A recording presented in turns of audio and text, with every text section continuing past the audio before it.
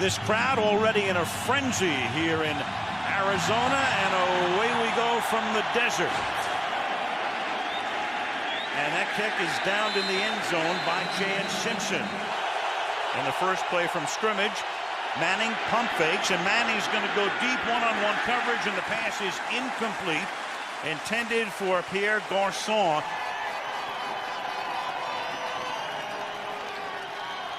And before Manning can get the play off, there is a false start. Still second down. And this loud crowd with Dallas Clark. Normally they'll run that silent count, and Clark that time a little over anxious, and that will make it 2nd and 15.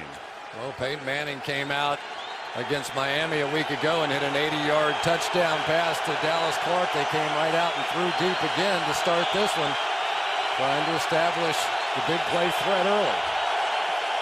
They spread it out with 4 wide here, and Manning will throw to the outside, and that pass is too high, intended for Austin Collie, a rookie out of Brigham Young. Without Marvin Harrison, who has not retired, but the Colts let him go, and Harrison has not hooked up with anybody. As Tony Dungy said, he wants some money. Reggie Wayne is clearly number 1. Dallas Clark, of course, a tight end, but he also flanks out a lot. You know that. Austin Collie and Pierre Garçon will see a lot of action because Anthony Gonzalez, who would have been the number 2 wide receiver, got hurt on opening day and is done for at least a couple of more weeks. 3rd down and 15. 4-man Arizona rush. Manning forced to throw short, and that's Clark, and he'll turn it back up to the 24-yard line. So a good defensive stand by Arizona on the game's first series.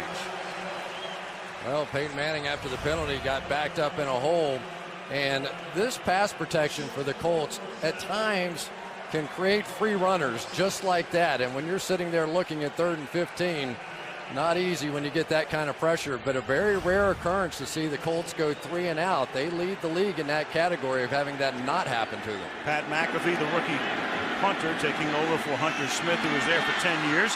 This is Steve Breaston from the 32-yard line, and Breaston, who's their number 3 wideout, takes it up to the 43-yard line. He's tackled by Justin Snow. The Cardinals to run their first play. From the 44-yard line, they're going to start with a draw, and this is Tim Hightower picking up about 2, taking it to the 46-yard line. Kurt Warner last week, a lot of short drops, a lot of underneath passes, and there it was, 92.3%, missed on only 2 of 26 throws to set an all-time completion percentage mark, eclipsing a record set in the early 90s by Vinny Testaverde. And the guys that will be chasing him all night long. Freeney and Mathis, 2 of the very best.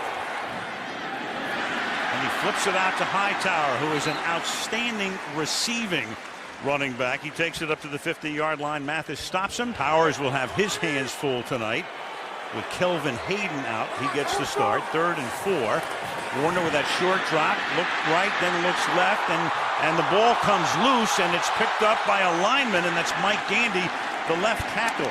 And that was Dwight Freeney who came in and popped Warner to extract the football. Well, Dwight Freeney with his patented spin move got there, working against Mike Gandy, and that ball came out. Very lucky for Arizona. You know, Kurt Warner's one of those guys, he loves holding on that ball. He prides himself on holding it to the last minute. But against these Colts pass rushers, the last minute is more like the last second. They're coming. For Freeney, that's nothing new. That's the 26th sack fumble that he's created in his career. T.J. Rushing calls for the fair catch off the foot of Ben Graham.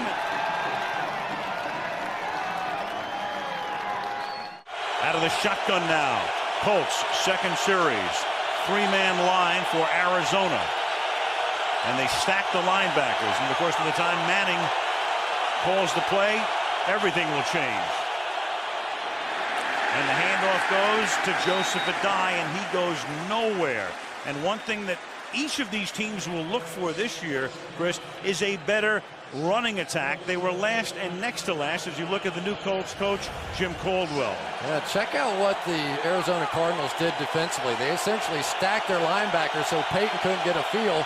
then blitzed the slot corner and made it tough on Peyton. You can tell already, Al, they are trying to come up with a plan so Peyton can't tell what they're going to do until the last second, so he can't make those audibles against them. And that time he goes to the air and he hits Austin Collie, rookie out of Brigham Young, drafted in the 4th round. Quick count. Manning throws, and that is caught. That's Pierre Garçon, who scored the winning touchdown in Miami last week. One thing Manning hopes to do from time to time to take the crowd out of it is go with a really quick count or let them wear themselves out and go very late. And Manning throws over the middle, and that pass is incomplete, intended for Dallas Clark, and it will be 3rd down. Al, that's a great point you just made, because what Peyton Manning did, you saw the way they were fooling around with the linebackers before on that other play. He said, okay, you want to do that? You want to fool around like that? I'm going to come up, quick snap you, and catch you off guard. 3rd and 4. 4-man rush, 7 back, pass caught. But the question is, did Clark get the first down? Forward progress appears to be a little short of that. That's Gerald Hayes in there. And as they line it up, they're going to bring in the change. Pete Morelli is the referee tonight. Well, Dallas Clark, who had the monster game a week ago, that time thought he had the first down. Obviously, it's on him to get just across the line, but Gerald Hayes made sure he didn't gain 1 extra inch once he caught that football. He had such a great night that after 2 weeks, he was leading the league in receiving yards. And he hopes the season ends right now. Yeah. They're that short, so it'll be 4th down and inches. And Clark upset with himself for the exact reason Chris just stated. Should have known where he had to go for the first down. Well, pretty remarkable. We come in here talking about these incredible offenses, and so far it's the defenses making a statement. 3 straight 3-and-outs. Give him time. Yeah. Pat McAfee, his second punt. He was drafted in the 7th round out of West Virginia. Again, taking the place of Hunter Smith, who went to Washington and actually scored a touchdown for the Redskins against the Giants on a trick play on opening day.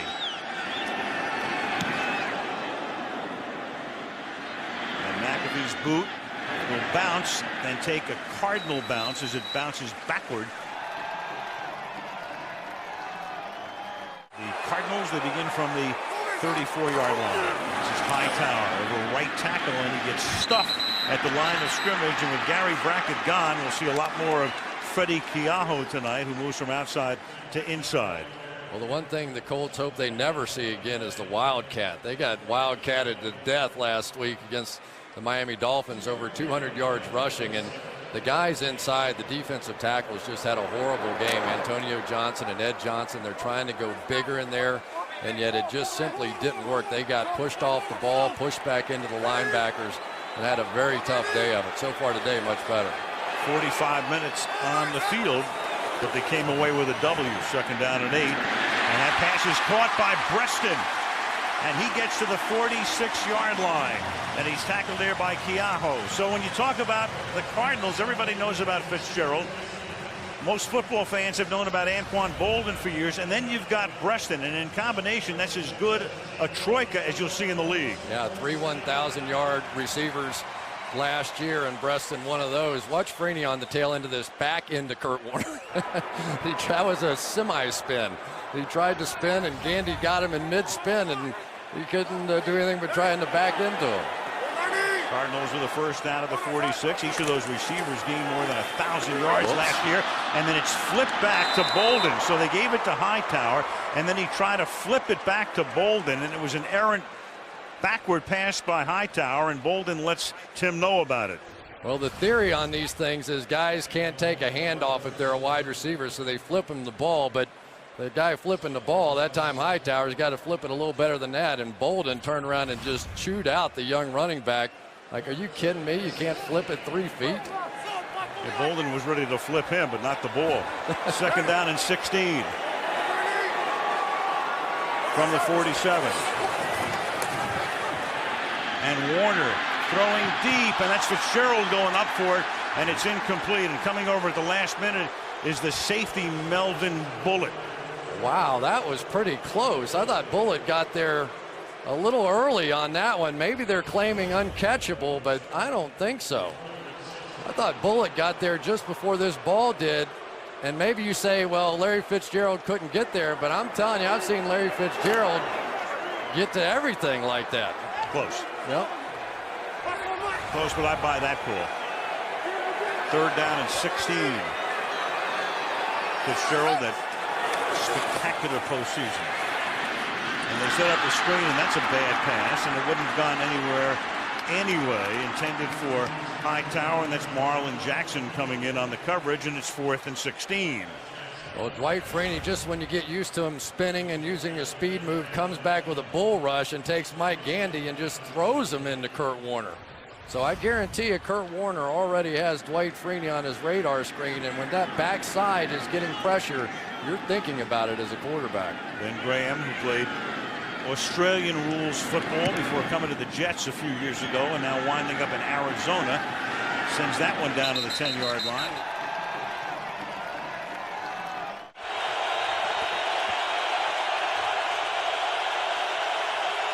From the 10.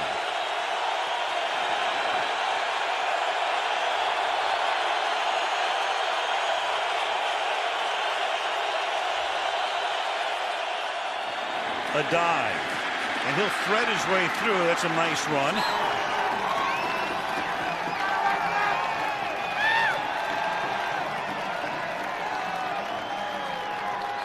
And this is a dive, probing the middle, and he's short of the first down. Calais Campbell, and you can't miss him, number 93, because he's 6'8" and 290, makes the tackle. Well, the Colts looking for their first down, go back in the huddle for this one. And there is Dockett. He was shaken up on the last series, and he's walking back toward the locker room. Alan Branch takes his place. He's number 78. 3rd and 1. Here's a dive to the outside, and he's going to get stuffed. And that is Alan Branch, who comes in and spells Dockett. Of course, they go to a different defensive front on 3rd down and 1. But still another 3 and out. Just 1 first down and 3 series for Indy as Dockett goes back to the locker room. And watch Alan Branch here on the end is going to get through and make a play. And for Alan Branch, that is huge. He was a big disappointment in his first year after being drafted in the 2nd round. They have been all over him here. And yet here he is on 3rd down coming up with a huge play. Pat McAfee. And the rookie punter with a line drive kick that's fielded at the 40 by Breston, and he'll be run back inside the 35-yard line. The ball is at the 32-yard line, and Beanie Wells, the rookie from Ohio State, is the running back. He goes out into the pattern, and the pass from Warner is complete over the middle and caught by Anthony Becht, one-time New York Jet. In fact, as a rookie, Becht was with the Jets when Ken Wisenhunt was the tight ends coach there. Well, despite getting knocked around a little bit, here's Kurt Warner settling in, finding his tight end, getting that thing out before the pass rush can get there. Some quarterbacks get a little intimidated if they get hit early in the game, but I think Kurt Warner is one of them. Becht made a couple of big plays last week, recovering a fumble and tackling Rasheem Mathis to avoid a long run back against Jacksonville. That's a gain of 11. The ball's at the 43-yard line. And now you've got Wells, who can't get out of the backfield, hit by Bethea. Beanie Wells is a guy who was a #1 draft choice. They think he can support the running game, but the thing that he'll have to do right now is think about holding on to the football. Check out Antoine Bethea here coming up and making this play in the backfield. So much has been written, so much has been said about the fact that Bob Sanders is not in there for the Colts, and certainly one of the great players in the league. But Bethea has really turned it on lately and has more than filled that vacancy. And Melvin Bullitt's done a nice job at the other safety spot. That's a loss of 3. Hightower back in the game. Off the play fake, Fitzgerald makes his first catch of the night and takes it to the 44-yard line, and a flag comes in at the end of the play as Larry took a shot in the face, a gain of 16.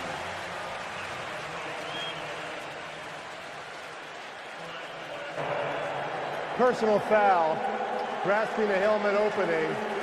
Number 41 in the defense, 15-yard penalty, automatic first down. Bethea.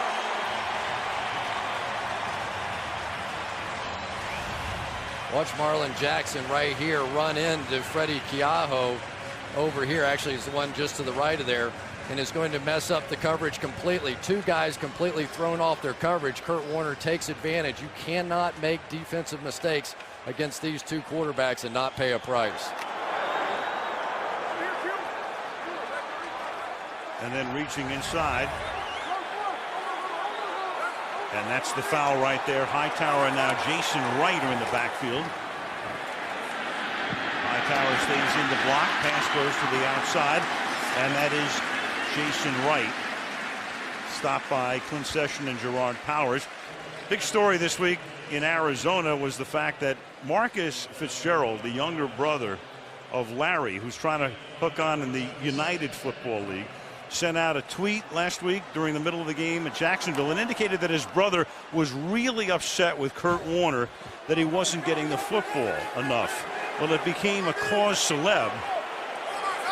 But believe me, no big deal. Jason Wright to the 20-yard line. Larry and Kurt kind of laughed it off, but Marcus was just mortified by what happened. And there is the father of both Larry and Marcus, Larry Fitzgerald Sr., a journalist from the Twin Cities who raised the two boys, and he was upset and Larry was upset with the younger brother, but I've never quite seen contrition on that level, Chris. Yeah. You almost feel sorry for the kid. Well, Marcus made a big mistake, and it became national news, and he would like to forget all about it, and I think Kurt Warner and Larry are headed in that direction too.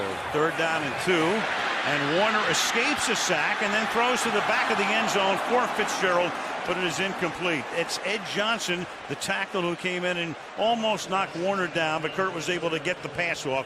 Incomplete, and it's 4th down and 2. Well, Ed Johnson was one of the guys that did not play very well a week ago, but this time with a nice little inside move, nearly got Kurt.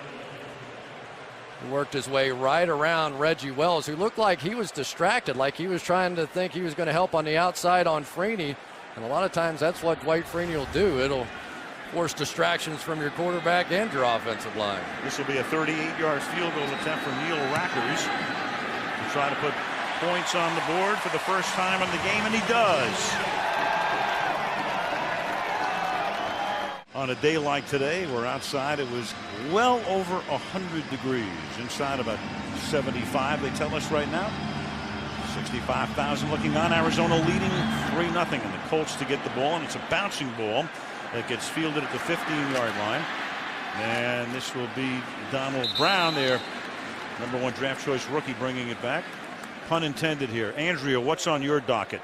Well, here's the play where Darnell Dockett suffered the right ankle sprain. They retaped him on the sidelines. He went back in for a play. It wouldn't hold up. They took him to the locker room, and they're calling his return questionable. Well, that would be a very big loss, obviously. Dockett kind of lost in the shuffle of that, phenomenal Super Bowl and the Harrison play and the Holmes touchdown and Fitzgerald and all of the rest, is that Dockett had 3 sacks to tie Reggie White's Super Bowl record that day. He's Arizona's best defensive player. So Alan Branch takes his spot. We'll see a lot of 78 tonight. Branch, 3rd-year man out of Michigan, who was picked in the 2nd round in 07. And Manning starts with a play fake to Adai, who stays in the block, and then the pass is caught at the 45-yard line by Austin Collie. So again, he goes to the rookie, and Collie with a big first down on Indianapolis's longest play of the night. I went to the practice of the Colts this week, and Peyton Manning was working with his young receiver, Austin Collie, one-on-one. When the defense was practicing, he was taking Collie off to the side, and they were working on one route at a time. Just the individual details of that route, and there it paid off. That was a 27-yard gain.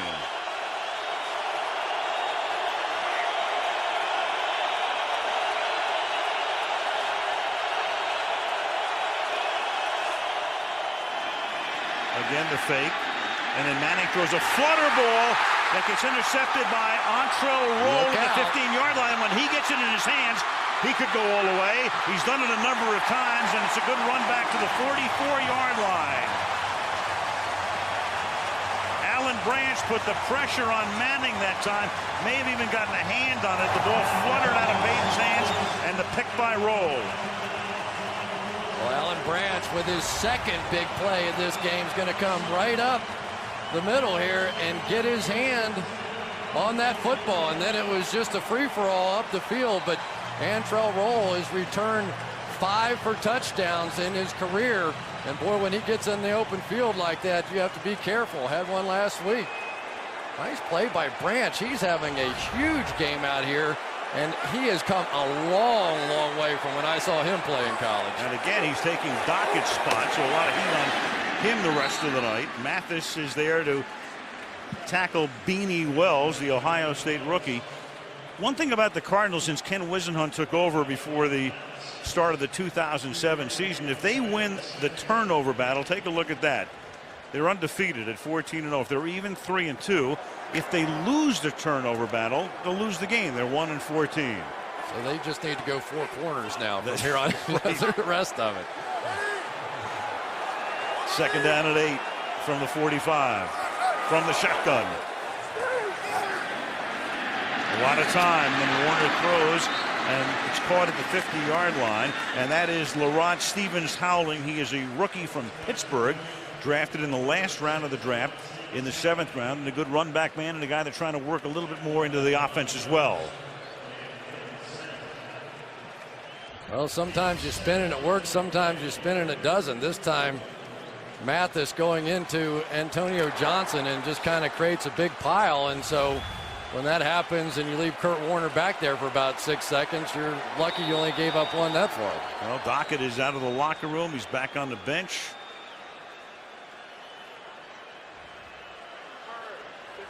See if he can come back. Meanwhile, they're telling us there is a bird on the field. Yes, there is. Okay. You know, he went down to the cheap seats. I think that was nice of that bird to go settle in so they could play. Who left the door open? He's trying to get out. He doesn't, he doesn't want to be in here any more than they want him in here. Who let the birds in? 3rd and 1. Warner under pressure, and then that pass is incomplete. And the crowd with Mathis and Marlon Jackson banging him to the turf want a flag, and they do get a flag in the secondary. Pass interference, number 54 in the defense. Automatic first down. That's Freddie Keaho. Yeah, Keaho is supposed to come out and pick up Fitzgerald and give him a little shot on this crossing route. You'll see him here and come out and go get Fitzgerald. But as he does, Fitzgerald gets by him, and so he just kind of grabs him and keeps him from getting there. Maybe didn't even need to do it. But that's the hold. From the 42, off the fake. Look at that time for Warner. And then he slings it to the outside. And that'll be caught by Bolden. And Anquan Bolden will end the quarter with a first down. Ball at the 25-yard line, and Warner throws, and that pass is incomplete. And a couple of other things. You know, obviously, play action is great if you have a great running game. Arizona does not. But that defense was on the field for 45 minutes last week. That defense had a short week. Larry Coyer is the new defensive coordinator, took over for Ron Meeks, who went to Carolina. And in the first quarter alone, Arizona had the ball for almost 2/3 of the quarter. Well, and they've had a real problem trying to get off the field on 3rd down. That has been a major issue for Jim Caldwell and company. And they're just going to have to make some plays. Once you get a stop on 1st down, it does give these pass rushers a chance, though. Warner has 7 completions to 7 different receivers. And that pass is now caught for a first down, and that is Anquan Bolden, who becomes the first of the Cardinals to catch 2 passes tonight and a first down for the Cardinals. Well, Robert Mathis, who has more strip fumbles on sacks than anybody in the league since he's been in the league, just missed that one. He comes around and just missed the arm of Kurt Warner. You see Kurt kind of duck his shoulder in there. He felt him. He got out of the way and kept that thing from being a fumble. Nose of the ball on the 10, and that means it'll be first down and goal And a timeout taken here by Arizona. First down and goal. Hightower. And he takes it to the 7, and the ball is loose at the 5-yard line. All of the Colts signaling that they have it. And it will be determined, of course, by somebody in a striped shirt at the bottom of that pile.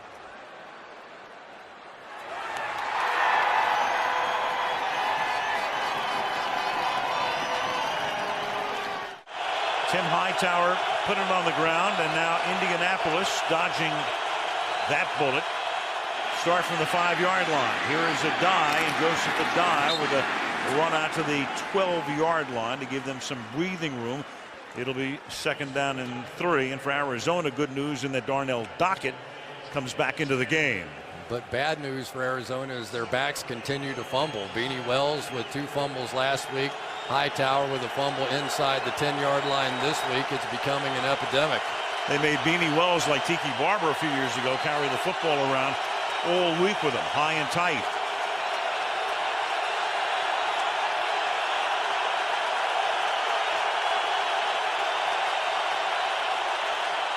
On 2nd and 3, they run the stretch play to Adai, and Adai has an escort, and he'll pick up the first down. Good run that time as he got in behind the left tackle Charlie Johnson, who's won the starting job over Tony Hugo. Reggie Wayne also threw a block.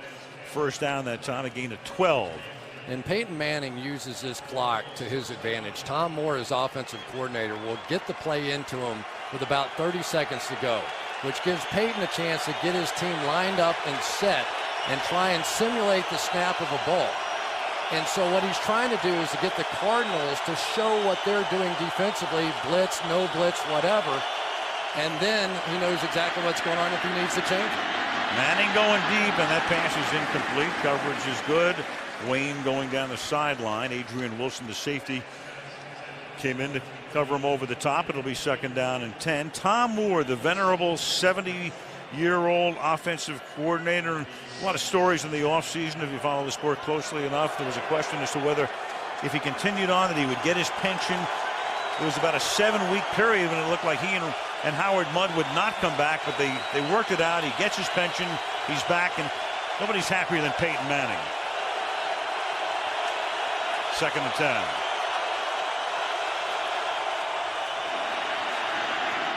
And it's a screen that's set up for Clark to the 31-yard line. Carlos Dansby, very underrated and underappreciated linebacker. And we take a look right there. You've got the crowd. The crowd is quiet at the moment. They'll get stirred up in a second. And there's Manning, and of course, the play clock ticking down from 40. But watch how he gets his team set. So he could snap the ball. So now defensively, they have to either show their blitz, make their adjustments, and it gives Peyton a chance to make his changes. There he's going to do the single snap fake. Second time around does snap. 3rd and 4, and it's a blitz, and it's Clark who exploits that over the middle. So the Cardinals some 6 that time, and Clark takes it over the middle, tackled there by Adrian Wilson, and a first down, a gain of 15.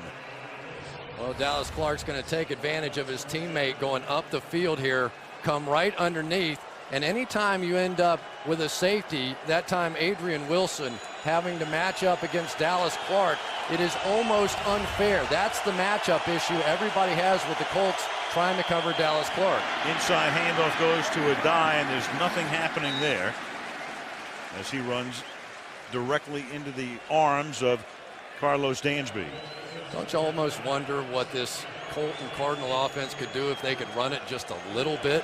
Sure. The 2 worst running teams in the NFL a season ago, both of them make the playoffs, both with great quarterbacks.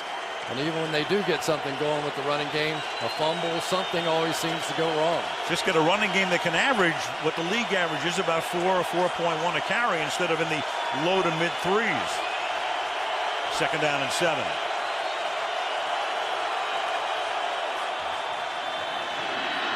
Manning goes to the outside, and this time he connects with Reggie Wayne. And Wayne is tackled by Bryant McFadden, who was a member of the world champion Steelers and won the Super Bowl last year against the Cardinals. That's a gain of 15. Wayne's first grab of the night. Well, Dallas Clark and Reggie Wayne on the same side. So difficult that time. 4 across safeties, and it's amazing. Peyton Manning doesn't make a mistake. He saw the single coverage on his best receiver, and when you get it, he gets it right to Reggie Wayne. From the 36-yard line. Manning, and that pass is deflected at the line of scrimmage. So he had one tipped by Branch before. That resulted in an interception. Branch is in there as well. I'm not sure who tipped that one. It'll be 2nd down and 10. I think that was a header by Alan Branch that time, who has had his name mentioned more times in this game than last season. Yep. Mia Hamm would have been proud of that one. 2nd down and 10.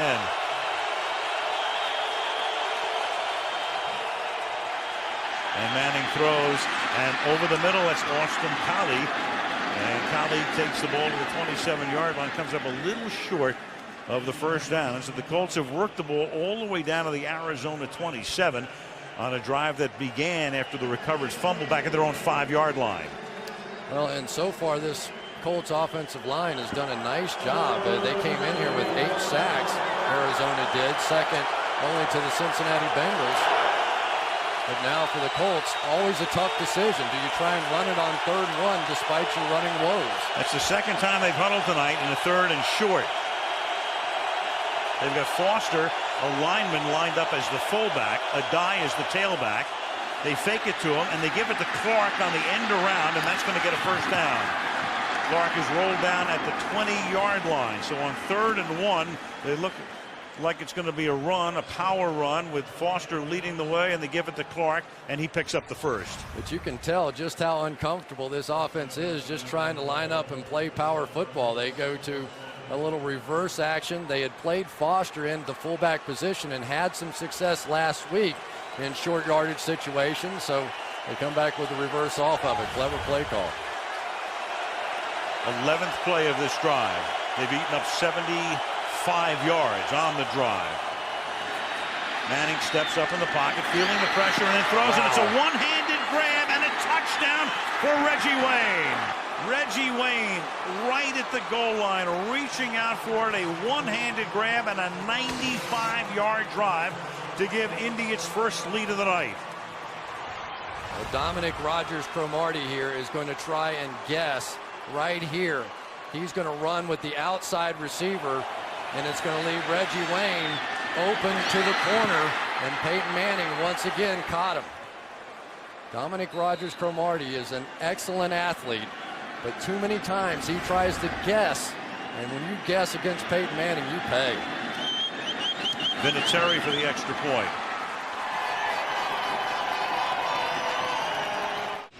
.95 yards go the Colts in a little over 5 minutes after the turnover, and it will be Pat McAfee, not Vinatieri, who's been doing the kicking off this season.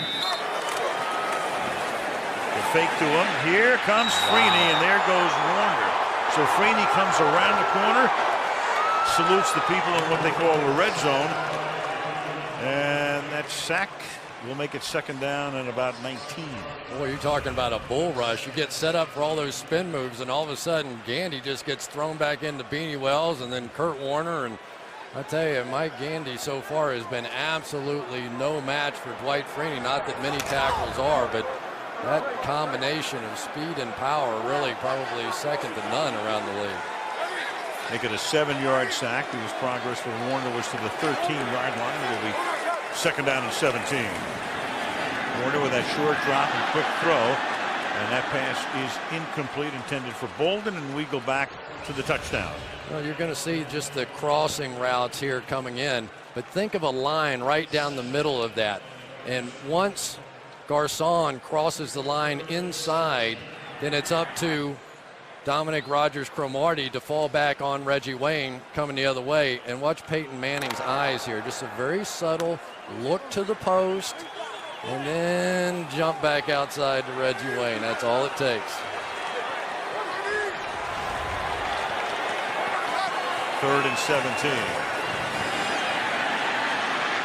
Warner under pressure, and he's forced to throw it at the feet of spot. So a 3 and out. Again, those bookend ends come in and put the pressure on Kurt. This is what they love doing, taking Raheem Brock inside and stacking him behind the nose tackle, and they're just start to split and play games and try and make you keep up with the speed that they have on the inside. But you can see all the frenetic movement in there, and Kurt's going to have to get that ball out a little quicker. He's holding it too long right now. The left-footed Graham. That kick is a short kick, fielded on the run by T.J. Rushing at the 43, and he gets tackled by his shoe at the 40-yard line, and there's a flag down on the run back. Lerod Stevens Howling made the tackle.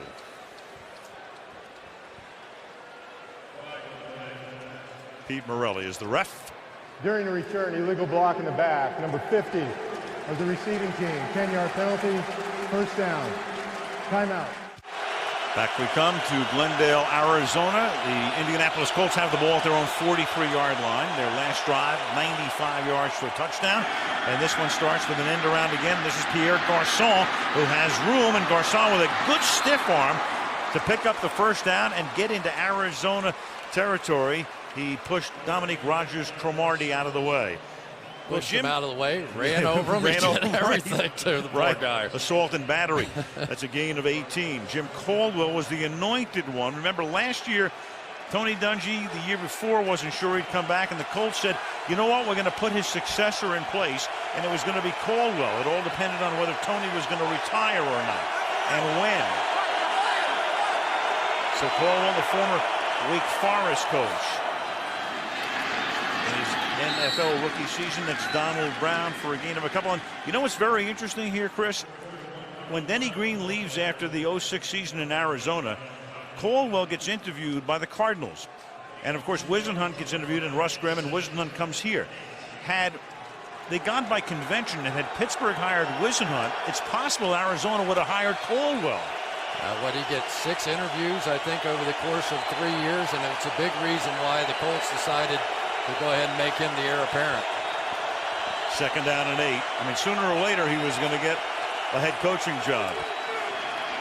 Manning now throws, and Wayne is open again, and Wayne gets taken out of bounds by Brian McFadden. And you know, with Reggie Wayne, he's a guy who's always been the supporting actor. He's always been kind of the silent partner, because when you've played your career alongside Marvin Harrison, it's like playing alongside Jerry Rice. Yeah, no question. And Manning to Harrison set a record that may never be broken. 112 touchdown passes between those two, but Reggie Wayne well on his way. He might eventually catch that one. For a lot of years, Wayne was the other guy, and then he really began to come into his own as Marvin started to slip, and Reggie got better and better in the last couple of years. And that pass is caught over the middle, and this is Clark. And Manning surgically guiding the Colts again down the field against that Arizona defense. Well, what's so funny is that play action is having such a big impact on both sides of the ball, despite the fact that neither team is running the football. So why are you reacting to play action when that team can't run the ball? I mean, it's almost silly. It's just like a token fake. Just totally ignore it. Go get Peyton Manning. First and 10. From just outside the 10-yard line. Manning shoots one incomplete, intended for Donald Brown. Second down and 10 from the shotgun. Manning throws over the middle, and that's Clark to the end zone. Dallas Clark, who had that humongous night Monday night in Miami. A key factor on this drive, and in for the score he goes. And so the Colts, who started this one at their own 43, go 57 yards in less than 2.5 minutes. You know, Carlos Dansby is one of the most athletic guys playing linebacker in this league, but I'm telling you, it's unfair. When you put Dallas Clark one-on-one on a linebacker, you will lose. Adam Vinatieri, and that kick is blocked. And that is Dominique Rodgers-Cromartie who got a hand on it. Blocked extra point coming with 5:49 to go in the opening half, and the Indianapolis lead is 13-3. Well, Carlos Dansby right here is going to do his best against Dallas Clark, but Clark just too quick. They really are trying to double those outside receivers right now. But that leaves the entire middle of the field open for Dallas Clark. And when you don't have Darnell Dockett getting pressure, look at Peyton Manning. Nobody is even close to him, and that won't work. Are they saying the extra point was good? I think they are now. It hit the camera is what it did. Now, if it hits the camera, it is good. Watch this. It's blocked. It appears to be short, and instead of hitting the crossbar, it hits the camera, which is above the crossbar. Take a look at it. Well, here it is from the camera. It's coming right into your living room right now. Well, not quite. It's on the floor. I wish that were 3D, Yeah. man. We'd have Yeah. been ducking up here. We've had those little glasses on. That would have been fun. Well, that's, you know, if it hits the camera, it's good because the camera is behind the crossbar and above it, obviously. So Vinatieri, at first it looked like it was no good. And there it is. Remember the game last year when it hit the upright but beyond and Yes. then bounced back the other way? So you get all kinds of weird things going on.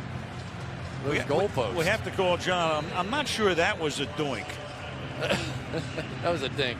That was a dink. So the extra point is good. And it's 14-3. McAfee's kick. This is Lerod Stevens howling from the 1 to the 21. This is real grass because they can grow this outside, and because they can park it out there where those cars are. That's the parking lot, and you can see that's a platform. They keep the grass out there during the day, and you think it gets a little sun in Arizona, and then they're able to roll it into the stadium. So it's not like the artificial turf or composite mixtures that they have in so many stadiums right now and are becoming more prevalent. Horses can eat off this, I think. That'd be some expensive horse food. Hightower is the back on 1st and 10, and it was Hightower's fumble that turned the game around. And he takes it to the 29-yard line. He's tackled there by Freddie Keaha. It looked like Arizona was going in for a 10-0 lead, and instead the fumble, and back came Manning, and 2 consecutive drives have made it 14-3. Well, one thing when you're playing against the Colts, you have to be able to run off tackle just to slow down those pass rushers. If they are allowed to just come up the field, and not pay a price for it, they'll just keep coming after your quarterback. So Arizona comes back with an off-tackle run to try and slow them down. Hightower on a draw, and he's going to get taken down from behind by Raheem Brock. Freeney and Mathis right now getting a rest on the bench, so they rotate their guys in and out, and it looks like they're going to come back in. And Freeney and Mathis say, you know, you guys are doing it. You're fine. Just stay in there. Boy, last week they were over huffing and puffing on that sideline talking to Larry Coyer. He said, I've never coached in a game with 84 defensive snaps. Never seen anything like it in my life, and those poor defensive linemen were just suffering. In the Miami Heat. 3rd and 1.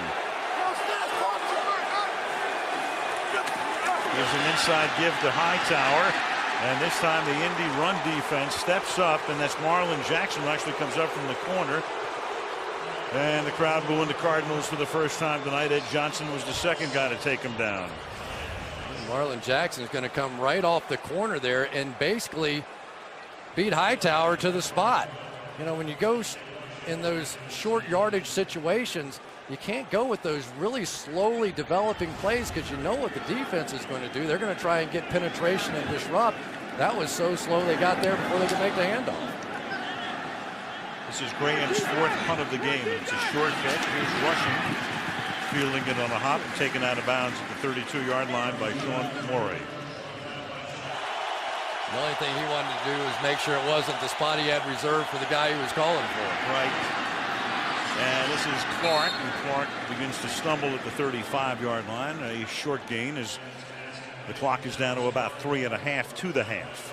I thought it was interesting, though, with Caldwell. He said, you know, I'm just comfortable with who I am. I didn't come in front of the team and try and establish my own identity or put my stamp on the team or any of those things. They knew who I was. Why was I going to change what I did? I'm happy with who I am. And he said, well, hey, look, we have a good thing going here. 2nd down and 7 from the 35-yard line.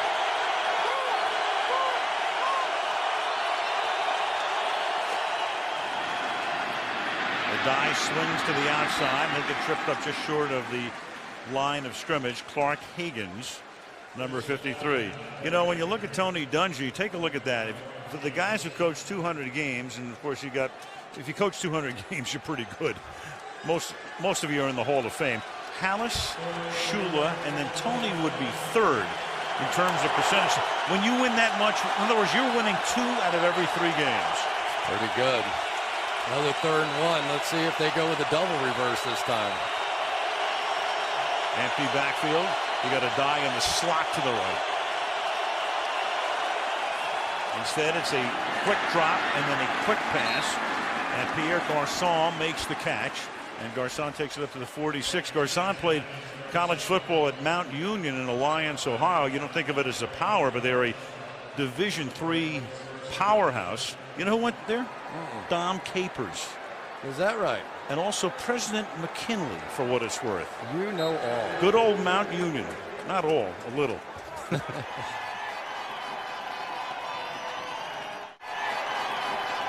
2 minutes to the half. Here's Manning on 1st down. Manning going deep, and that is caught on the run by Garçon for a touchdown. He burns Rogers, Cromartie, and Garçon, who had the winning touchdown grab at Miami on Monday night, is on the end of this 53-yard pass and run from Peyton Manning. Dominic Rogers Cromartie got caught peeking in the backfield, and Peyton gave him a little pump fake, and it was over. You cannot guess. You cannot guess against Peyton Manning.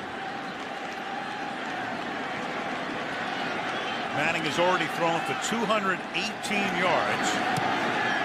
And Vinatieri's kick, this time conventionally good, but there is a flag down.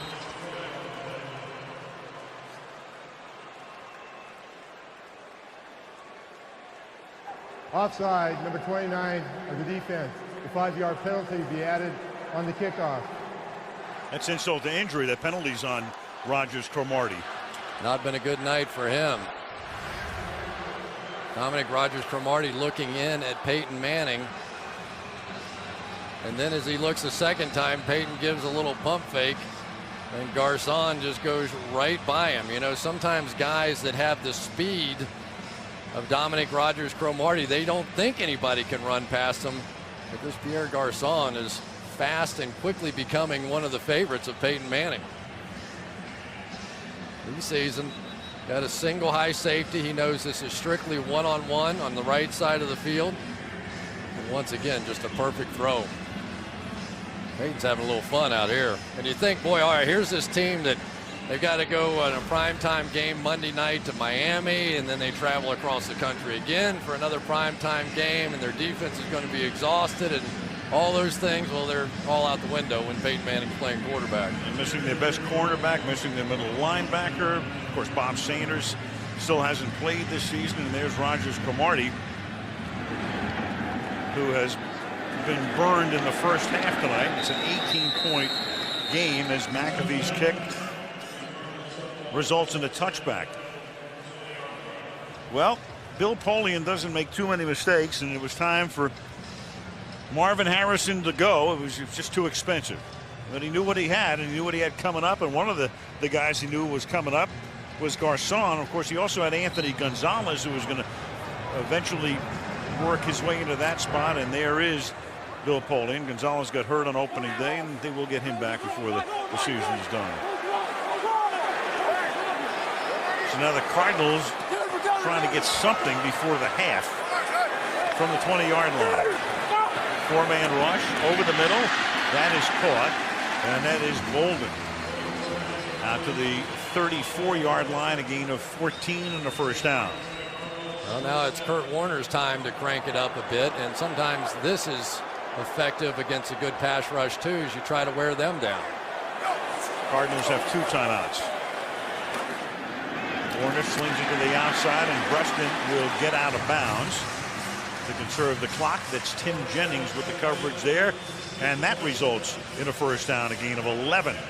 Well, now the best pass rushing D-line is in there with Eric Foster and Raheem Brock replacing the defensive tackles. And when you get that speed combination in the game, and we saw it a week ago too, the athleticism just completely changes. And now we end up with Freeney down over the guard. They're going to try and isolate Reggie Wells here on this one. Fitzgerald wide left, bottom of the screen.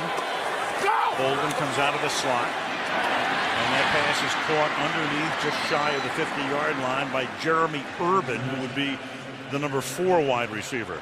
So late flag down here. I think we might get Personal foul, roughing the passer. Yeah. Number 68. Defense, 15-yard penalty. First down. Eric Foster. Eric Foster came late, and I was looking. I thought it might end up being a late flag at the end of the line of scrimmage. Eric Foster is going to make his own spin move on Gandy. Kind of a bang-bang play, I guess, but it was about a 10-second think about it. Yeah, it before was. The flag came out. It's one of those plays, I mean, it just goes either way. Sometimes you see the flag, sometimes you don't. They're protecting the quarterbacks, and if you've ever seen games at the end of the season without these starting quarterbacks, they are not as interesting, and they are going to protect them. 73 seconds to halftime. The ball is at the 35-yard line. And Warner will find the open man, who's Bolden. Bolden gets in the seam against the dime defense. Takes it to the 17-yard line. Got in between Jackson and Bethea, first down. What a brilliant move by Bolden on this one. Watch this. Up, out, and back around. Whoop. Try and cover that one, Marlon Jackson.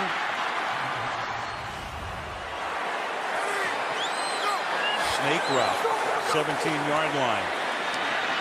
Warner trying to find somebody to get open, but nobody can. Fitzgerald was there, but the coverage was very good. And it will be second down and 10 with 41 seconds. That's on Larry Fitzgerald. He did not come out of that route. He's got the young man Jacob Lacey on him. And if Fitzgerald comes back to the sideline here, he's going to get this completion. Instead, he started coming back inside. Kurt thought he was going outside. Between those two guys, usually that's an automatic. Yeah, you would think Fitzgerald working on a rookie free agent. Second and 10. And Warner's pass this time is incomplete. He tries to get that into Breston. Tim Jennings with the coverage, and now it is third down and 10. If there's been one cornerback on this Colts team that gets repeatedly picked on, it's Tim Jennings. And Larry Courier was saying, you know, sometimes you just have to scrap your way out of that. You know, you got to make some plays out there, and then they'll maybe throw it the other way every once in a while. But he's going to have to prove himself, and he made a nice play there. Now Fitzgerald slot left. Bolden wide right, Preston to the left. Fitzgerald now goes to the same side as Bolden and Urban. Warner goes the other way, throws, and it is caught at the goal line and short of the goal line. Breston thinks he has a touchdown. They have 2 timeouts, and they'll take their first right here.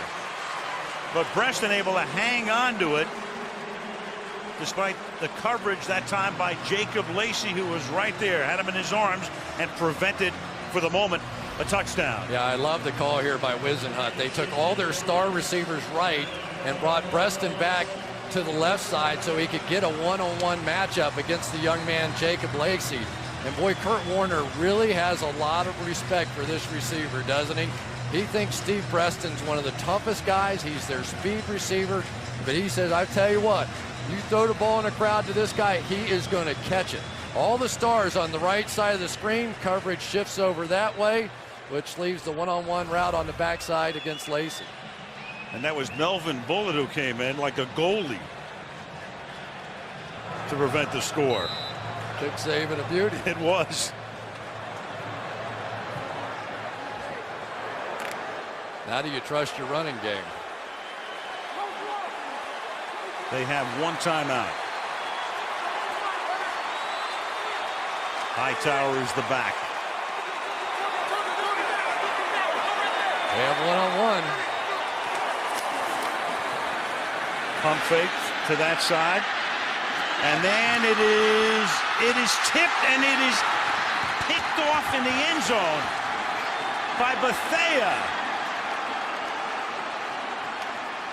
Boy, there was a big-time hold, at least as I saw it, on one of the receivers on the outside, and I can't believe it didn't get called. Maybe I saw that wrong, but it looked like he almost took his jersey off. Over here on the bottom of the screen, I mean, I can see it there. It looked like Antoine Bethea hooked one of the receivers and then came back and made the interception.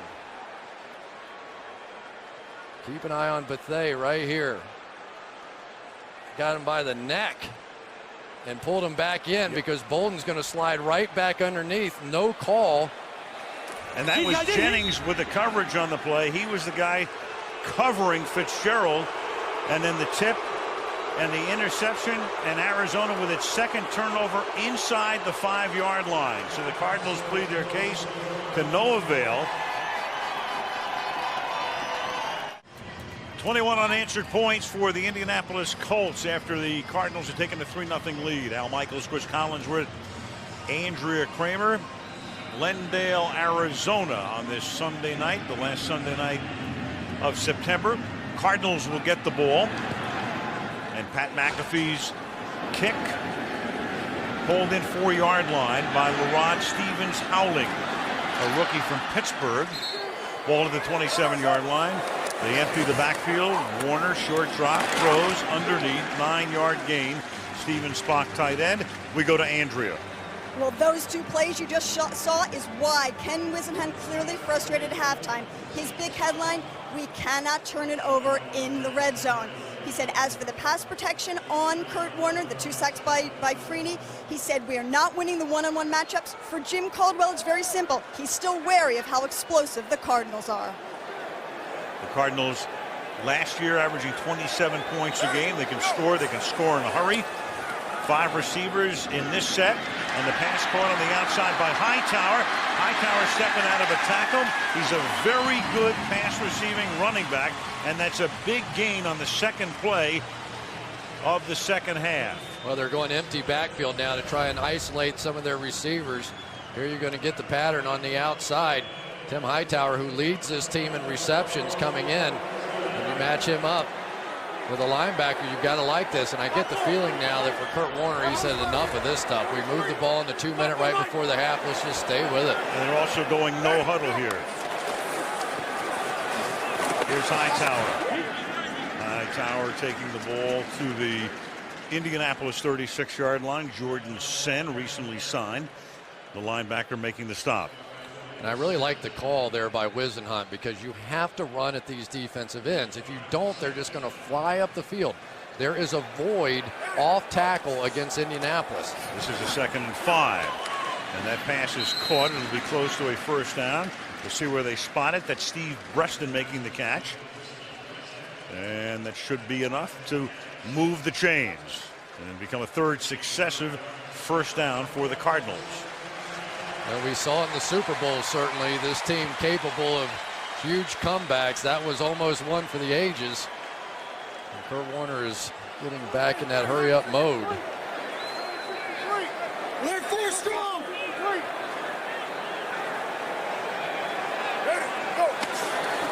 From the 30 on first down.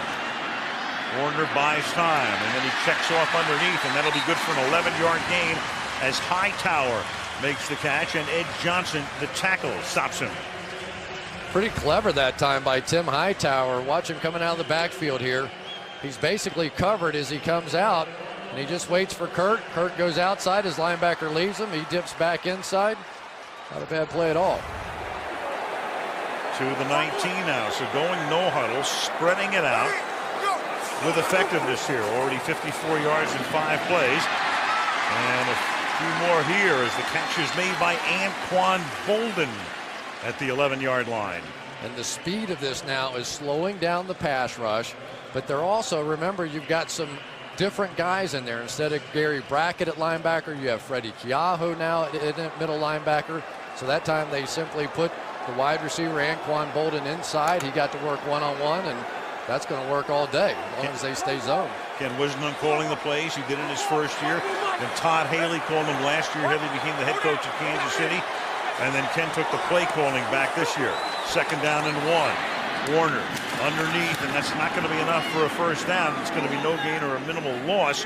Steven Spock is there, and it will be 3rd and short. Jordan Sin in on the tackle. And Steven Spock made a huge mistake there, and Kurt Warner is upset with him. You can't run a route behind the line of scrimmage. You know, if you're going to go down on 2nd and 1, then you go down beyond the sticks and make the play. And Kurt, as soon as that play was over, looked at him in disgust. 3rd down, half a yard from the 10. Fitzgerald and Bolden to the same side, the left side. Warner looks there, throws there, touchdown. Anquan Bolden for the Arizona score.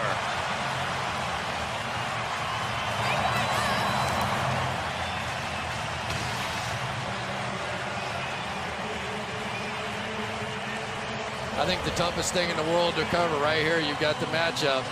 Marlon Jackson has to worry about the slant. As soon as Bolden gives him the inside move, pretty easy right there. Isn't it amazing, though, that the NFL has evolved to the point on 3rd and 1, you go shotgun spread formation.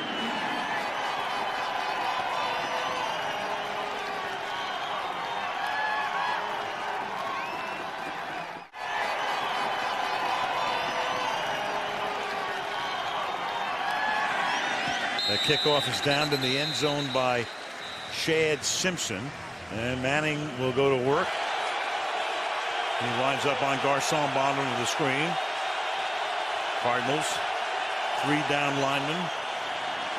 Rush 4. Manning buys time, slides left down the sideline. Wayne makes the catch above his head and is able to stay in bounds. He is just tremendous.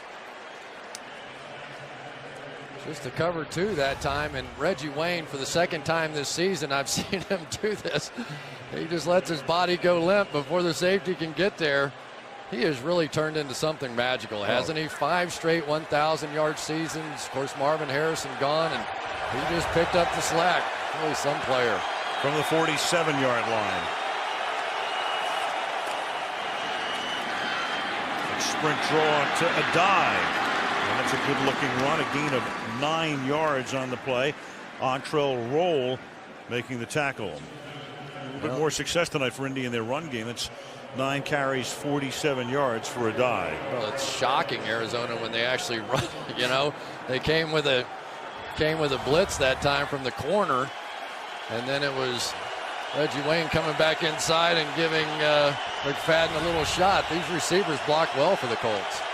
2nd down 2 from the 39-yard line. And a dive cuts back and picks up a first down. Joseph getting to the 30-yard line, and that's Antrell Roll. And the thing with a dive, broke in with a splash a couple of years ago. Yeah, it definitely shook up a die a little bit on draft day. He was surprised, but they feel like their best offensive years have come with 2 good backs. 1st and 10. Manning, look at that time. Pump faking and then a little too high for Clark, who got free over the middle. Gerald Hayes was there for the coverage, but Peyton just missed firing. 2nd and 10. It's a pretty interesting play there. Peyton Manning tried to go on a double move, a pump fake over there to Reggie Wayne, but the corner stayed so far off. You can see McFadden there is so far off, but Reggie was sitting there going, well, just throw it anyway. You know, here I am. But that's the kind of respect they have for Reggie Wayne on the outside. They're going to give him that. On 2nd and 10 to the outside. That's a die, and a die is able to thread his way through the Cardinal defense. You saw a flag come in, and he's tackled at the 12-yard line. That'll be a hold against Indianapolis.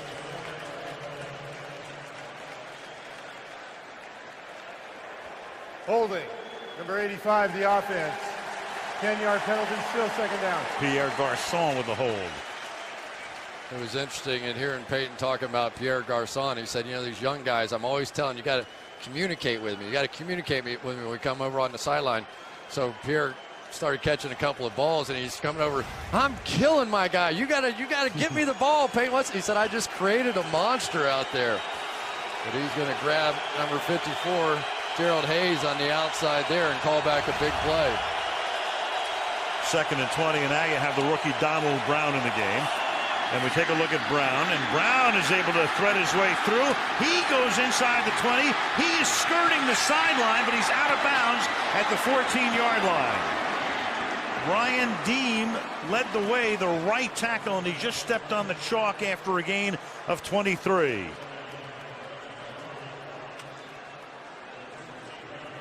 Boy, the Arizona Cardinals are coming with a lot of blitzes now, and they're getting burned. Watch it coming in here, and then they're going to loop inside. But Adrian Wilson runs right by that off-tackle play. I'm telling you, for passing teams, and when teams want to rush the passer, those off-tackle lanes are there. Now from the 14-yard line. That's Brown. That's just a little bit of inexperience. I mean, rarely do you see Peyton Manning not with a perfect handoff, but there was just a little bit of a stutter step there in getting the exchange working. Well, Peyton, once again, he has dialed in a little bit on this defense. He has been anticipating their blitzes and burning them. When they did that quick screen to the wide receivers, because he saw the single coverage and knew he had a chance. See if he can catch him again. 2nd and 10. Manning to the end zone, tipped in the air and almost caught on the deflection by Garcon for his 2nd touchdown, and that's Rogers Cromartie with the deflection. 3rd down. Well, that was the best play by Cromartie on the night. He was right on this one. This time, reading Peyton Manning's eyes worked for him. He breaks in front of the ball and almost came up with a pick, but then Garcon almost came up with the ball. You can see how athletic he is.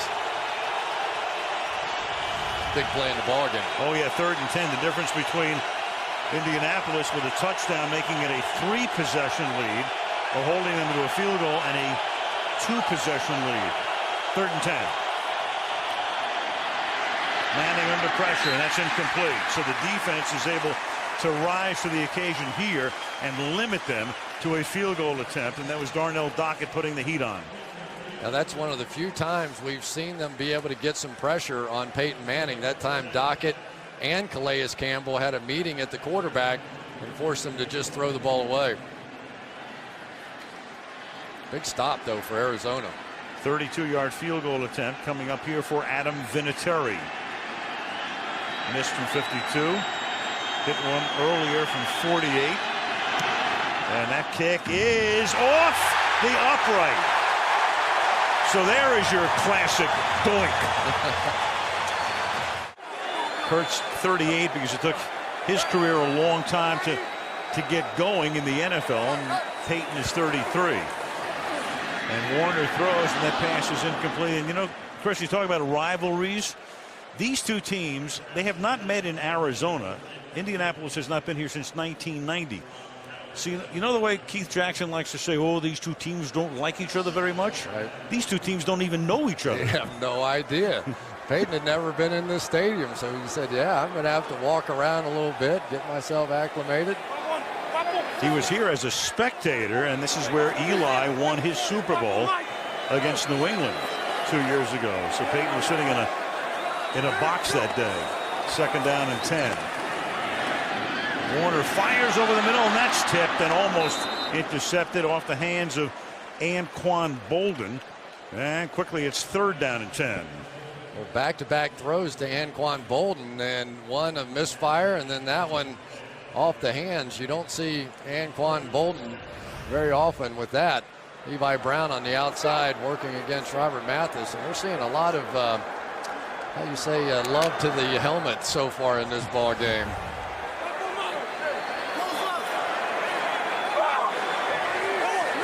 Halfway through the 3rd quarter, 3rd down and 10. Warner stepping up. Warner fires. Now he's got his man, and this time it's Larry Fitzgerald. Sooner or later, you got to go to him. Only the 2nd catch for Fitzgerald tonight, but in a big situation here, trying to take advantage of that missed field goal and move it down the field. Well, the whole thing came down to Kurt Warner had time, because when Fitzgerald has this much time to work in a zone, he is going to find the open space. Tremendous protection that time for Kurt Warner. 1, 2, 3. He's finding his third guy. And now once you get a couple of first downs going, these pass rushers start to wear down a bit. And now Warner's going to launch it for Fitzgerald, but he can't get there. Over his head, he'd beaten his man. He'd beaten the rookie, Gerard Powers, going down the sideline. Had to see where his feet were and then lunges for it, but it's about a yard too far. Well, it's a really poor throw on a lot of fronts. One, these Colts defensive backs are so short, and Larry Fitzgerald can jump so high. The one thing you never want to do is overthrow him. I mean, just give him a chance against that young corner out there, Gerard Powers. And Peyton, I can't believe you. Throw him. 2nd down and 10. Back to the ground. Hightower. But, you know, you think about Fitzgerald and the way he came into the national consciousness. One thing about the Cardinals, I mean, through the years, let's face it, they play a lot of games that are the 4th regional on Fox. So it's going to about 12% of the country. And then all of a sudden, America discovered number 11 over that 1-1 period. Yeah, he was remarkable, breaking all of Jerry Rice's records in the playoffs last year. But he makes you cover that third dimension. You know, Randy Moss can run by you. This guy, if he's just dead even, throw it, he's going to jump over top of you and make a play. 3rd and 6 from the 41-yard line. Warner stepping away, avoids the sack, throws. Fitzgerald has it, and that'll be a first down. So Larry Fitzgerald with a hold now, but a hold. Holding. Number 69 Negating in the it. offense. 10-yard penalty, still 3rd down. Mike Gandy, the left tackle. That negates what would have been a first down. Well, Mike Gandy's doing the best he can on Dwight Freeney, but he's just overmatched. Watch him here. Freeney's going to beat him around the outside, and he really has no choice but to just grab him and try and protect his quarterback, and Freeney was definitely going to get him if he didn't. And then Gandy said, not me. No, I didn't. No. But usually the officials actually have meetings on that. They say if the guy's holding up his hands like I didn't do it, you pretty much know he did it at that point. So it's a 3rd down and 16. That's the first penalty on Arizona tonight. Now Warner over the middle. He's able to hit Breston, but the coverage converges on him, and he's stopped about 6 yards short of the first down. Marlon Jackson is the first guy in there. So yet another missed opportunity for Arizona because of the hold. Instead of a first down and keeping this drive alive, they end up having to punt the football away, just like the fumble, just like the opportunity 1st and goal on the 1 down there. And also the overthrow by Warner to Fitzgerald. Boy. Ben Graham ready to send it to T.J. Rushing, and that is a booming kick that will go into the end zone.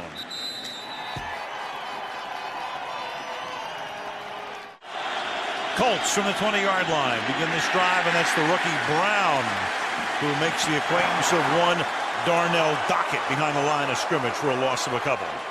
That looked like Darnell Dockett on that one. Finally coming off the ball and getting some penetration, working against the rookie Mike Pollock.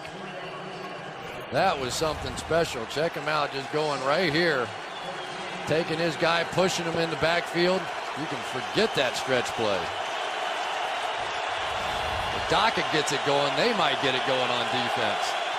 2nd down and 12. Brown flanking Manning in the backfield. Garcon wide to the right. Wayne to the left. Underneath, he goes to Brown. And Brown out past the 30. He is into Arizona territory. Only one man can stop him. And he does at the 10-yard line. Entrell Roll had the angle, and a flag is thrown at the end of the play. Boy, Donald Brown is making a lot of big plays, but that was an absolutely, completely blown coverage there. 72 yards for the rookie. Personal foul, grasping the face mask. Number 21 of the defense, half the distance to the goal. First down.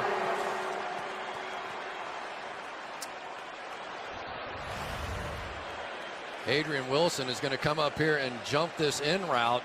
And as soon as he does, it leaves Donald Brown with nobody around him. And it is just everybody take off. You know, you come up with a big play by Dockett and then you blow a coverage. And that hurts because you had a little momentum swinging back your way. First and goal.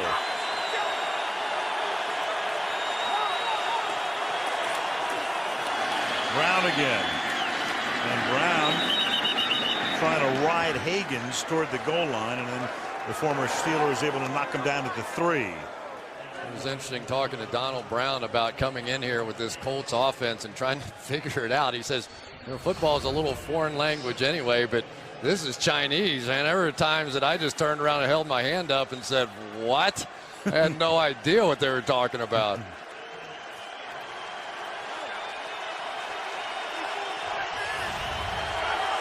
Good wrestling move right there. Second down and goal.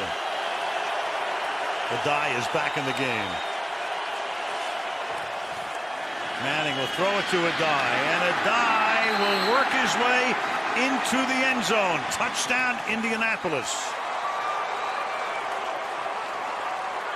They go 80 yards, 4 plays, and it takes them 2 minutes and 7 seconds. The inside screen this time. You'll see Adai just step up as the pass rusher Higgins goes around, and there's nobody there. Work it in. Boy, they can go outside screen, they can go inside screen, and you just get the feeling that Peyton knows before the snap of the ball that this one's going to work. Vinatieri for the point after.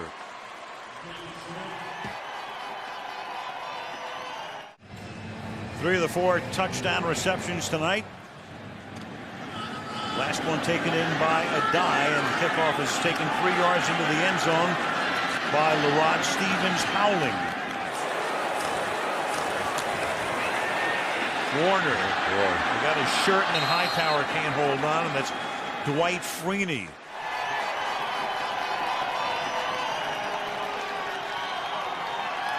Rare Colts blitz, and it pays off here as Hightower is stopped for a minimal gain. The Colts almost always rush 4, have 7 back in coverage, and that time they sent 5, which Warner normally likes.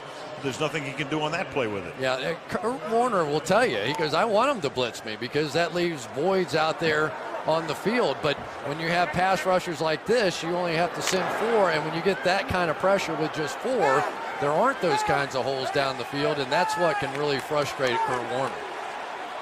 Third down and 12.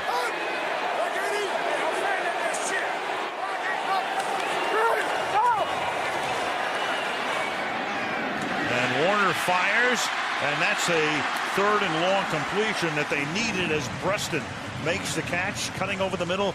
Antoine Bethea makes the tackle, ticking down to a minute left on a 25-yard gain.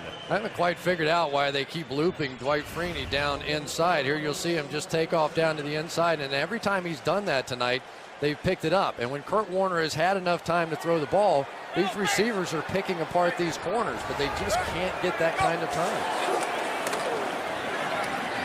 Warner again over the middle, this time Fitzgerald, but it's a very short gain. Jacob Lacey, the free agent rookie out of Oklahoma State, stopping him after a gain of 5 yards.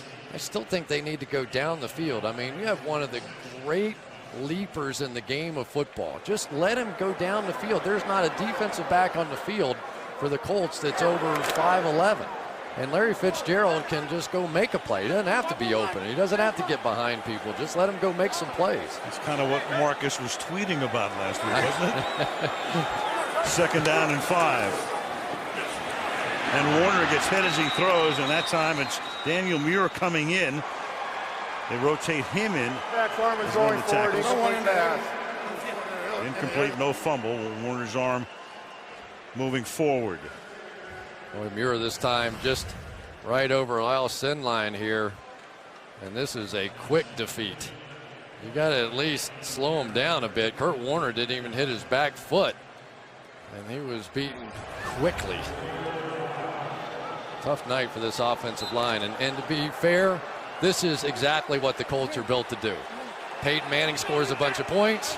Other team has to throw. Here comes our pass rush. 3rd and 5.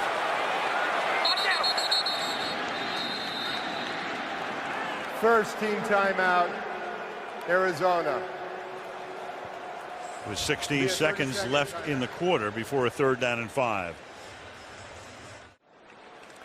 Warner's numbers in terms of completions and attempts And he's had success over the middle, going 21 or more yards down the field. He's only thrown 4 times. I can tell you exactly how many times he's gotten time. 9. He's 9 for 11. When he's gotten the time, they've hit the plays. But hey, Dwight Freeney's been a nightmare for him tonight. 3rd and 5 after the Cardinal timeout. Now Warner under pressure, and he's able to convert. That time it is Breston making the catch, and that puts the ball. A flag, however, is now down again at the 42-yard line. And what would have been a first down, we'll see, because it's Levi Brown and Dwight Freeney who got involved in this. Holding, number 75 offense, 10-yard penalty, still 3rd down. And that's Levi Brown. So for Levi Brown, you think it looks easy? This time they move him over to the other side, Dwight Freeney, and the only way you get him blocked is to grab him by the face mask and throw him around, and it doesn't matter which side he's going on, whether you're going against the high #1 draft pick and Levi Brown or Mike Gandy. It's been easy pickings tonight. Al Michaels, Chris Collinsworth, Andrea Kramer. Sunday Night Football start the 4th on a 3rd and 15 for the Cardinals from their 35-yard line. Warner hit as he throws, and that pass is picked off at the 44-yard line. Marlon Jackson has the interception as Warner was contacted with his arm coming forward. Colts have the ball at the 41-yard line. Start with a dive. Dive of the 40. Burt Berry, one-time Colt, came in with the Colts in the late 90s, making the tackle. Jim Caldwell, he watched his defense completely gassed last week in Miami. They won the game despite the defense being on the field more than 3/4 of the game. But a short week, went back to Indy, came out here, and they've been great tonight. 2nd and 9. Blitz Manning over the middle. He hits Reggie Wayne, and Wayne will take off and go out of bounds at the 18-yard line. Gain of 21 for Wayne.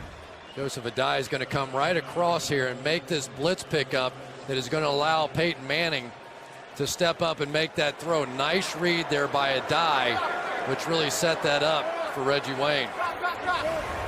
Reggie Wayne now with 5 catches for 102 yards. 1st and 10 at the 18. Quick throw outside. Garcon. And Garcon is able to ride Rogers Cromartie, and a flag comes in. And the frustration showing right there because Garcon making the catch. They've been going against each other all night long. And not only does he make the catch on him, but then he rides him close to a first down.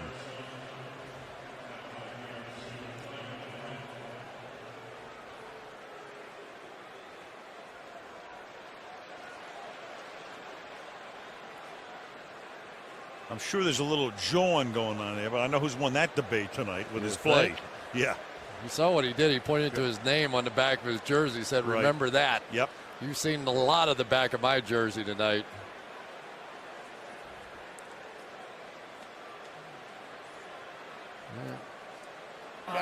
Well, you got we have fouls by both teams on the play. Personal foul, face mask, number 85, offense. And sportsmanlike conduct, number 29, defense. By rule, the penalties will offset. First down. It's a good bit of officiating right there. Of course, the offensive player, you can put an open hand on the face mask. That's legal. But when you grab it and start moving it around, it's not. And I think that's what Cromartie was reacting to as much as anything. Probably didn't have anything to do with those 2 touchdown passes or anything.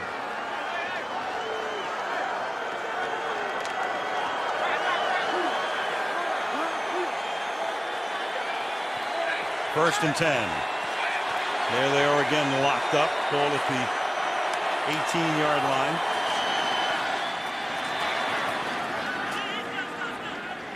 Here's a die for a gain of a couple. There's a little notch on the bottom of the C in Garcon's name. It's called a Cedilla. There it is. So do you think when Garcon was ridden out by Rogers Cromartie, he said, look at this Cedilla? But that's to make it a soft sound, so it's not Garcon, it's Garcon, so to speak, sort of. Wow. We never covered any of this in the locker room. No. Thank God. 2nd and 8.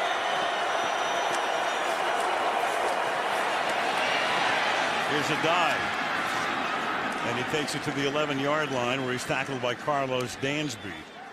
You know, I really think the difference in these two teams tonight has been the ability of the Colts to rely on the running game a little bit. They're not going to overpower anybody with their running game, but they've mixed it up enough to where it's kept the pass rushers for the Cardinals honest, as opposed to the other way around, where obviously Freeney and company has just been coming after Kurt Warner. 3rd and 3.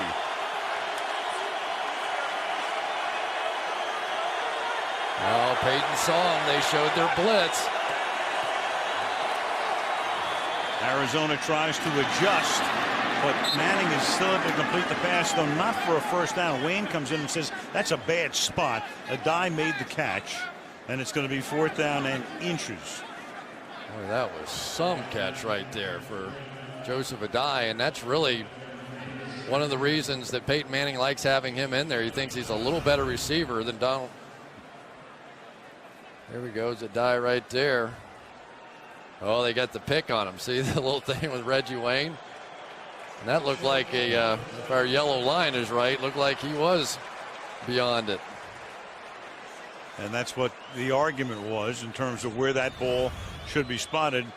Regardless, they're going to bring the chains out right now to take a peek. So it's going to be either 4th and inches or first down. And Freeney will go back to the locker room.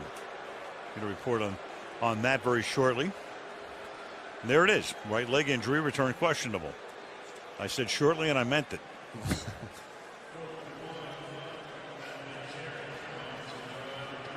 Doesn't appear to be anything that would keep him out more than about 4 hours. Meanwhile, it's a 4th down, and now Vinatieri will attempt a field goal. And this would make it a 21-point lead. This would be a 26-yard attempt. Pat McAfee, the rookie punter, to hold. And the kick is good.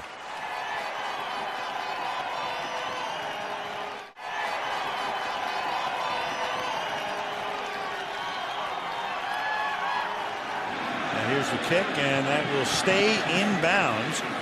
And Stevens Howling will bring it back out to the 14-yard line.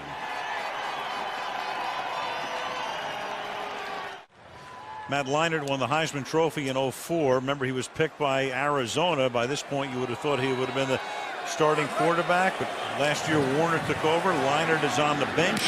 Warner throws. This is Fitzgerald. He'll pick up the first down and take it up to the 31-yard line. And Arizona will now operate their offense in a hurry.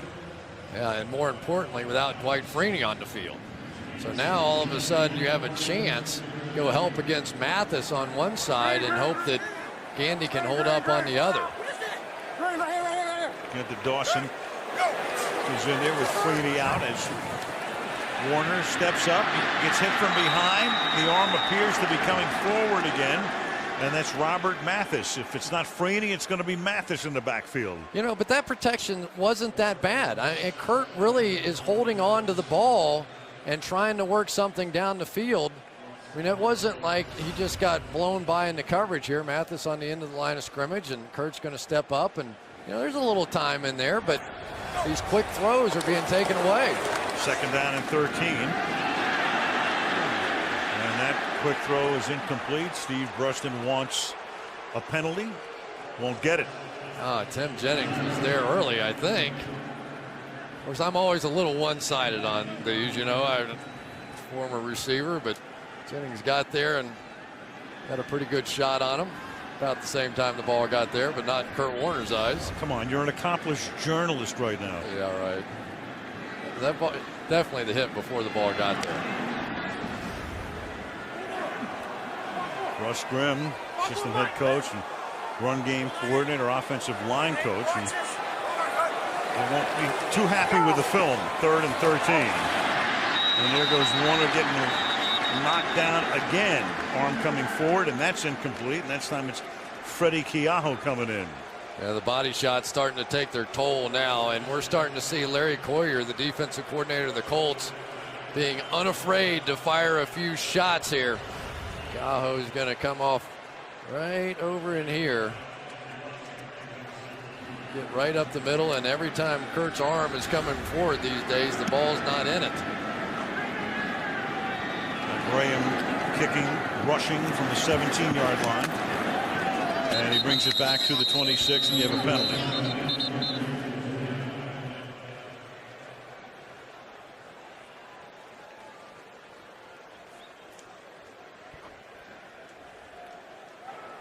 During the kick, holding, number 27 of the receiving team. 10-yard penalty, first down, timeout. From the 9-yard line. Colts can think about some clock time here, using it. Adrian Wilson tackles Donald Brown. Colts tonight, key guys as we align their stars. Manning with 4 touchdown passes to 4 different receivers. Clark, 7 receptions. Wayne, 5 receptions, a touchdown. Brown had that big 72-yard reception. They've had so many stars tonight, we can't even show you Garcon, Freeney, Mathis, you name it. Bethea. I heard you go with the pronunciation, too. You like with the full Garcon. Well, so does Manning. And that's Wayne. You know, I'm thinking about the Arizona Cardinals, Chris.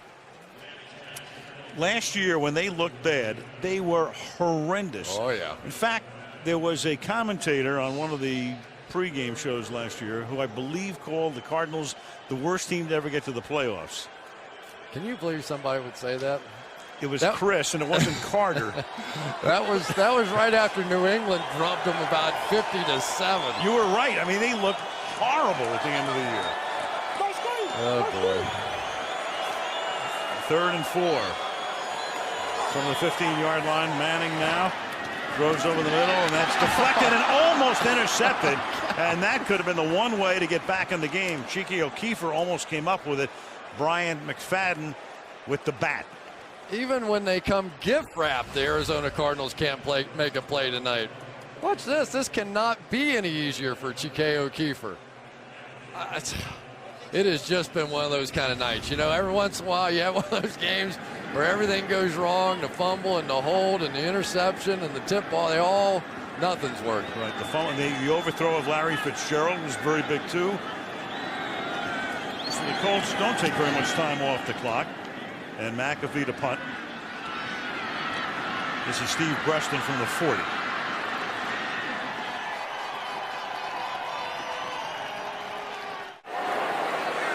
So now the ball is at the 47-yard line as they start this drive.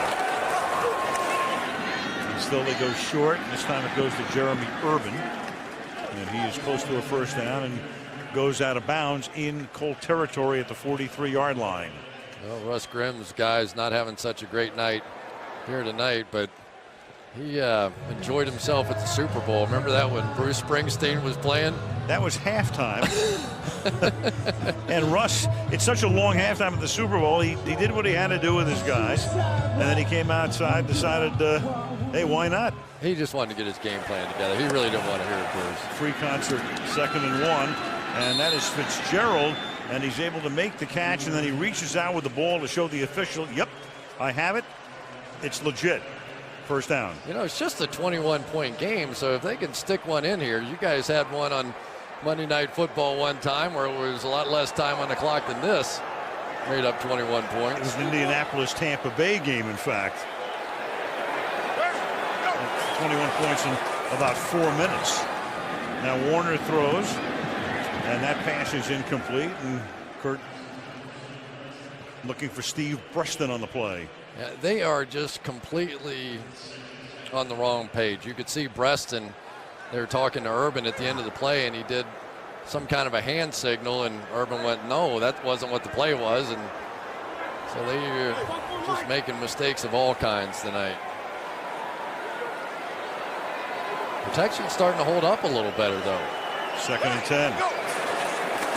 No Freeney in the game. That's one reason. And that pass is taken by Breaston at about the 28-yard line. And they're going to give him a pretty good spot here. That's close enough to a first down, and in fact is a first down, gain of 10.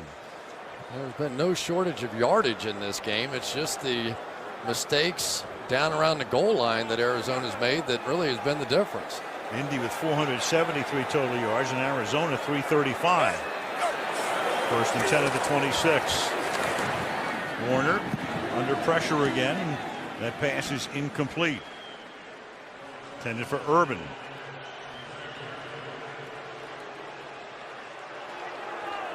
Larry Coyer has been around. A couple of years ago, he was in Denver, and the Broncos had a spectacular first half of the season. They were on their way to setting all kinds of records, but fell apart defensively in the second half, and Larry was gone. Warner throwing, and that is caught by Fitzgerald, and he gets taken down in the vice. Lacey is there. Bethea as well. And that is enough for a first down. Kirk caught him in a blitz that time, came with a safety blitz, and we're really seeing the Colts blitz more than I've seen them blitz really all of last year. Coyer definitely putting his stamp on this defense. Didn't get to the yellow line, but officially a first down, and now Fitzgerald tries to reach back and can't make the catch, and he's covered by the rookie Lacey on the play. That was, that you saw that yellow line in there. It was a very generous spot. On the previous play, it was Fitzgerald, and you can see that he didn't get to the yellow line, which is, it's not official, but it's close enough. Second and 10.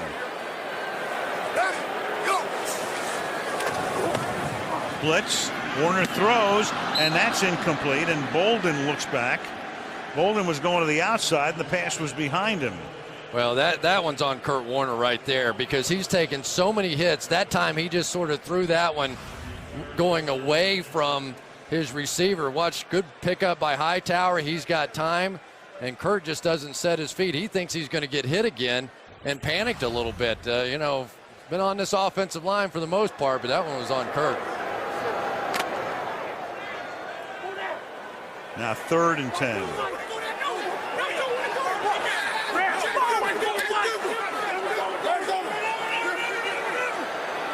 Colts already in a fire drill on defense.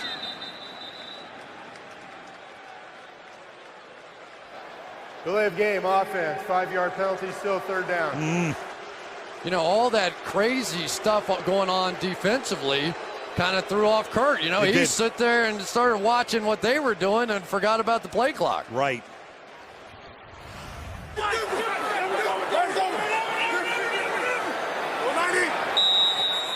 Kurt got distracted. You could see not one time in that process did he look at the play clock. Right. Exactly what happened. Third down and 15. From the 22.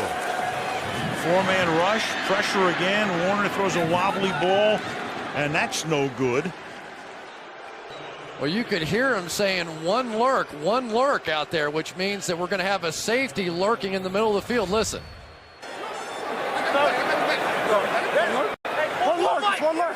One lurk. It's one lurk. That's like a comedy act there. I mean, it has been some of the confusion on both sides of the ball there tonight, but they really got away with the confused coverage that time. Warner has thrown the ball 51 times tonight. Completed 30. Fourth down, last gasp, and Warner is going to get sacked all the way back at the 50-yard line. Raheem Brock. And that is going to be a sack of 28 yards. Maybe that guy should be blocking for him. Whew. Check him out right over here, Raheem Brock. Nobody's going to touch him. I don't know exactly what Levi Brown was doing, but when you have a defensive end in the game, somebody better get a hand on him. Kurt did the best that he could. They just sort of bail out of there and try and make something out of it, but Kurt Warner is not going to outrun many people. So that puts it at the 50-yard line.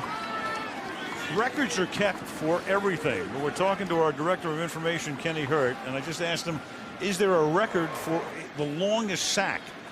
They don't keep that, but somehow he's going to go into the archives and see if we can find something. Kurt thinks he's playing for the Iowa Barnstormers again or something. From the 50. This is Brown. Remember, Greasy took a big sack in the Super Bowl. Those were in the years when they didn't even have sacks as an official statistic. I think Kurt is probably done, don't you? I mean, he is. This has been a tough night on him, and when you get behind the Colts, it's over. Yeah, there's Matt's going to warm up and take his shot. I don't blame him. Kurt's had a little trouble with his shoulder, and hand went numb last week from some hits, and this has been ugly, ugly tonight. 2nd and 7 at the 47. And now Brown. And Brown, the first-round draft choice to the 34. We check in with Andrea Kramer. Well, yeah, to clarify what you were just talking about, Chris, just so you understand what Kurt Warner came into this game managing. Week 1, he had a pinched nerve in his neck, and his index and middle finger on his passing hand went numb for about a quarter.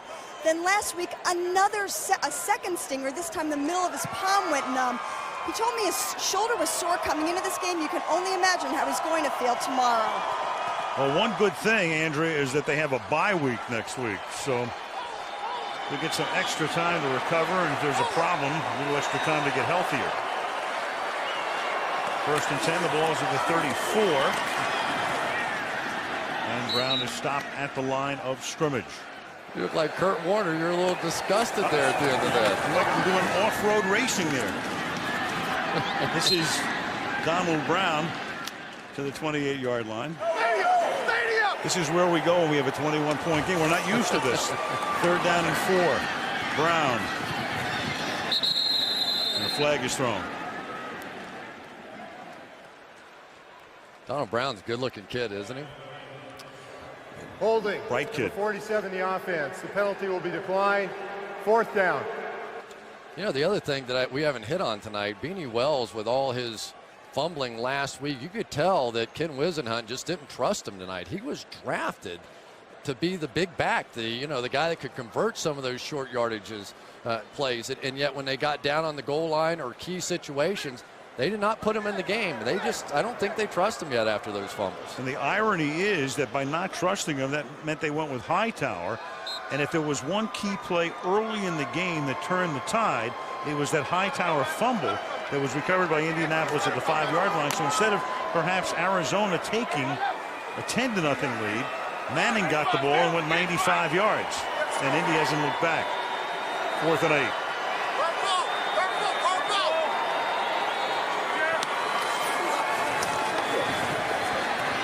And Peyton dancing around, and then he finds his man at the 16.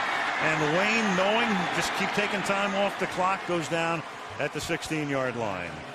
That's just not fair. They go stretch play away and leave Reggie Wayne one-on-one backside against McFadden.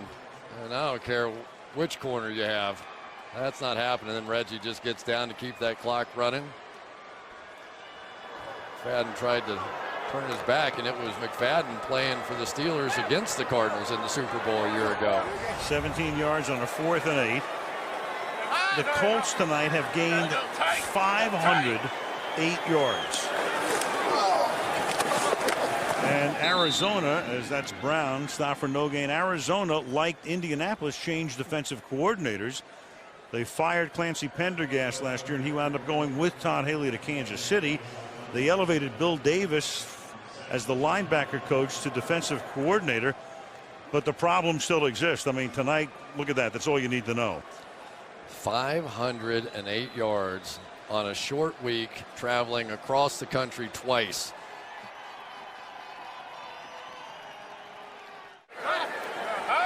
From the 14-yard line.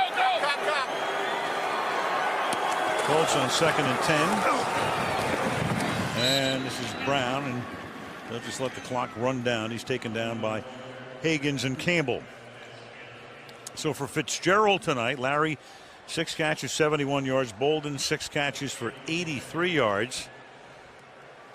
With weapons like that, though, Chris, you're right. I mean, you got to take more shots downfield. Well, and this is a an injured secondary. I mean, they have a lot of young kids playing back there, and when they did take their shots, they missed. It was fumbles, it was overthrows, just a poor performance. We thought we were getting one better than that because of the bye week next week for Arizona. They could put everything on the line out here.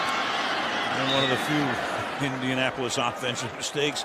Manning gets tripped up. And, if you told Arizona, you know what, you guys are going to get Indianapolis without Gary Brackett playing middle linebacker. You're going to get them after they played 45 minutes 6 nights earlier. You're going to get them without Kelvin Hayden at corner. And you're going to get them without Bob Sanders. The deck is stacked in your favor. I'd rather get him without Peyton Manning. Right. Right.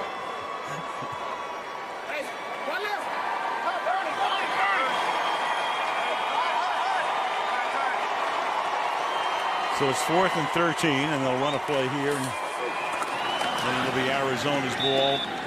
They turn it over on downs and leave it to our man Kenny Hurt to come up with the fact that the greasy sack in Super Bowl VI was 29 yards. And the last regular season sack of 28 yards, well, it was last year. And it was Tavares Jackson of Minnesota. You see Matt Leinart over there laughing. He's saying, "Now wait a minute. Now I only get to play one play. You want me to take a knee? Come on. Yeah. I'm throwing this one down the field. I'm going to show you what happens if you throw one up to Larry Fitzgerald."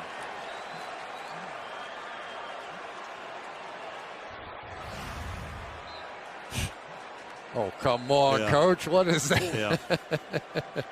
Yeah. Take a knee. Well, he's going shotgun. Maybe they will let him throw one. Oh, Wisenhunt told us the other day, he said, you know what? Leinart really is coming along and has matured. You just don't get a chance to see it because it's Warner's team right now. He gets to throw to Fitzgerald. And maybe one or two more if he can get these plays off. But this is the way it'll end with Arizona going to 1-2. And they're lucky that Favre pulled off what he did today. Otherwise, the 49ers would be 2 games in front of them and already having beaten them in the division. Mike Singletary has done a job transforming that franchise, hasn't he? Tremendous. This is Hightower, and that's going to end the game. And the Indianapolis Colts go to 3-0. And right now, who would have thought 3 weeks into the season the Colts in the AFC South would be 3-0, and the Titans, their prime rivals, would be 0-3.